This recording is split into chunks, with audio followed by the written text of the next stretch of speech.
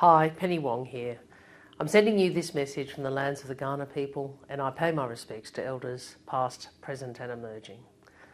I first want to extend my deepest apologies for not being able to accept your generous award in person. I was really looking forward to being there, among leaders who are making their mark in Australia and the region.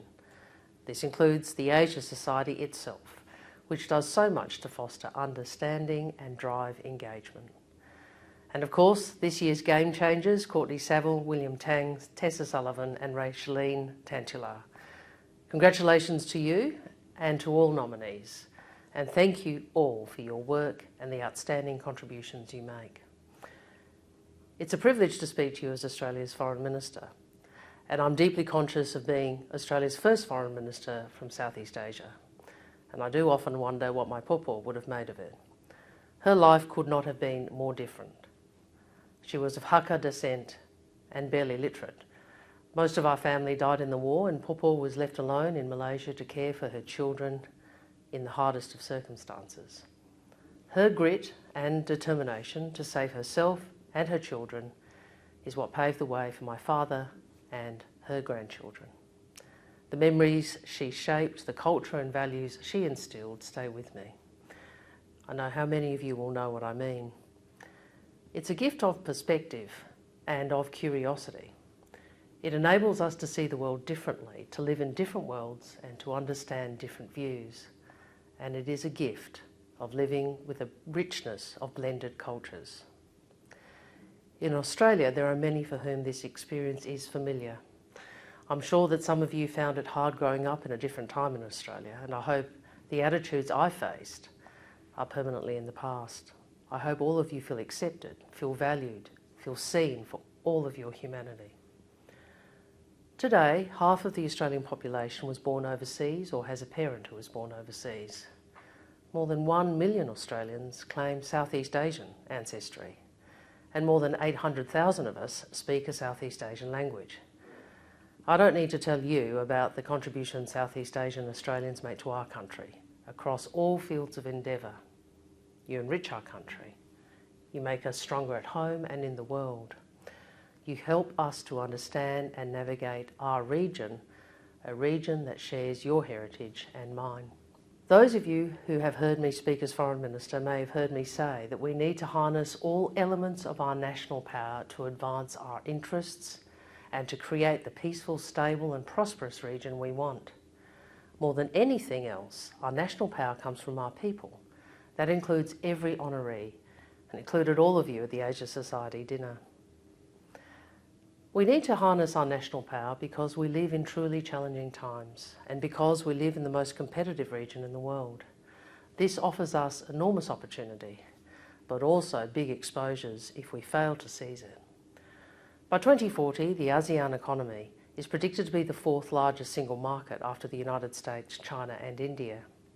For Southeast Asia to reach its full potential, enable its economic development and achieve its transition to clean energy demands vast investment. But despite the obvious opportunity, the stark reality is that Australia's trade and investment with the region has not kept pace with the growth of Southeast Asian economies. While ASEAN's economic strength has grown rapidly, the share of Australia's overall trade in the region has flatlined over the past 15 years, and our direct investment in the region is now lower than it was in 2014.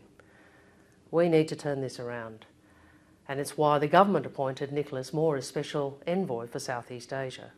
And he recently presented Australia's Southeast Asia Economic Strategy to 2040 to the Prime Minister. It sets out a practical pathway to increase Australia's two-way trade and investment with the region. It recommends ways we can boost our economic engagement by raising awareness, removing blockages, building capacity and deepening investment. And we are determined to deliver this strategy. We are determined because we know that trading and investing more in our region means more opportunities for Australian businesses to grow, creating more Australian jobs and a stronger economy. We are determined because we understand our economic strength is a crucial element of national power. Growing our economic security is a key element of our statecraft and central to Australia's national interest, and not just for the economic benefit. It means we are working with regional partners to create opportunity together.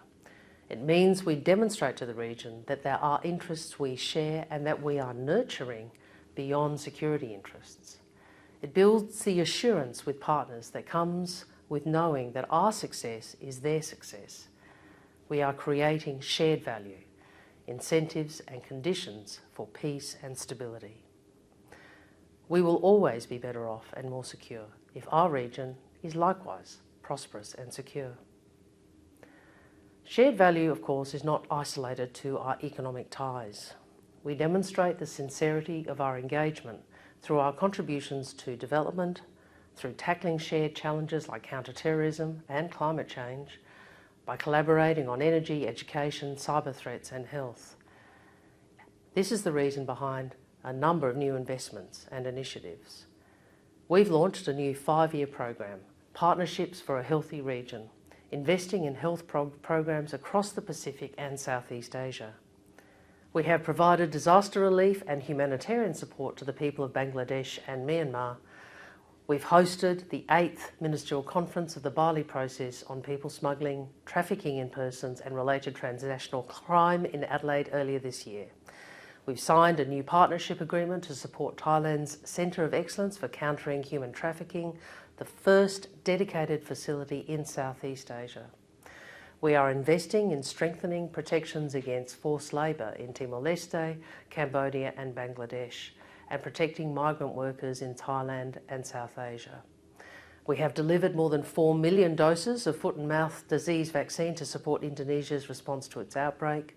We're partnering with the Philippines, conducting joint sales and supporting its Coast Guard and maritime policy makers. And we are so invested in our comprehensive strategic partnership with ASEAN. And we are committed to ASEAN centrality and the ASEAN outlook on the Indo-Pacific. In a few months, the Prime Minister will host ASEAN leaders for the Australia-ASEAN Summit. This engagement matters more than ever because our region is being reshaped and the character of the region is being challenged. The Indo-Pacific is home to unprecedented military build-up, but transparency and strategic reassurance are lacking. Tension is rising between states with overlapping claims in the South China Sea, and disputed features have been militarised. And North Korea continues to destabilise with its ongoing nuclear weapons program and ballistic missile launches, threatening Japan, the Republic of Korea and the broader region.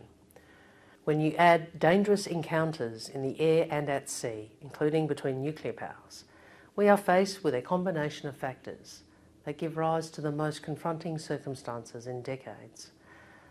So much of my work is engaging with our partners to prevent competition in our region careering into conflict.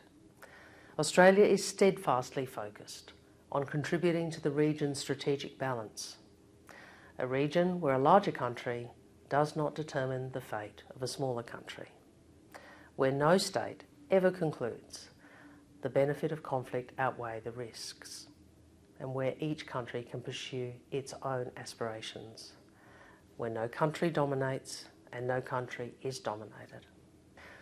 Before the election, we said the Albanese government would work to stabilise Australia's relationship with China without compromising on what is important to Australians. We have delivered on that commitment. This isn't always straightforward. Australia will always have differences with China. What we have shown is an understanding that with calm, consistent and mature dialogue, we can find a way to manage those differences. Resumed dialogue offers the opportunity to speak frankly about the region we want, where international law and rules are respected. Dialogue creates the space to cooperate where we can, disagree where we must, and engage in our national interests. And dialogue enables wise navigation of differences.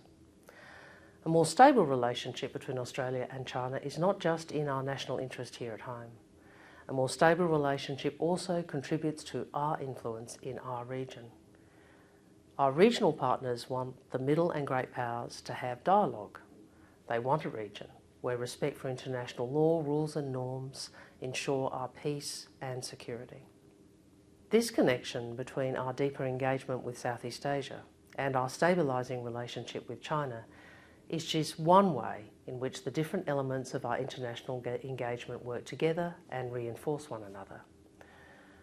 The Albanese government is deploying all elements of our national power towards the same goal: to assure our prosperity, to maintain peace and avert conflict, to ensure we are more confident and more secure at home and more influential in our region and in the world. Thank you again to the Asia Society for honouring me with this award, and I look forward to continuing our important work to shape our region for the better. Thank you.